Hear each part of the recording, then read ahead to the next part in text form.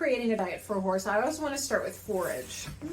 And it can be long stem, it could be cubes, it could be pellets, it could be compressed hay. And you don't want to forget about pasture because that is a type of forage for them. And in the summertime, the horses are out on their pastures overnight, sometimes for about 12 hours or more. And not all horses can deal with that volume of sugar and starch. So some of them wear grazing muzzles to help reduce the risk of colic and laminitis. This also reduces the caloric intake. So if you have an easy keeper, sometimes grazing with a muzzle gives them all the benefits of the grass without the dangers. But in the winter, sometimes the pasture gets a little bit questionable in terms of quality and quantity and if it's always available. If we have ice and snow and things like that, they're going to stay in their dry lots. So I'm always going to supplement with the nutrients that I know are getting depleted in the long stem forage over time, and that's like your vitamin A's and your E's.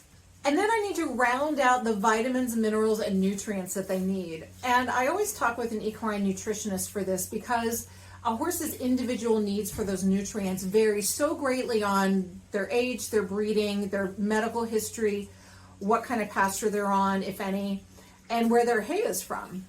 And for most, using a ration balancer is a great way to do that. And a ration balancer just helps fill in the blanks with those nutrients. If I needed to add calories, I would go to a complete feed.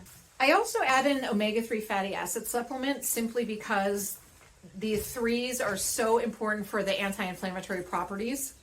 And the one I use is flax-based, and it has added probiotics and hindgut buffers to support all ends of the digestive system.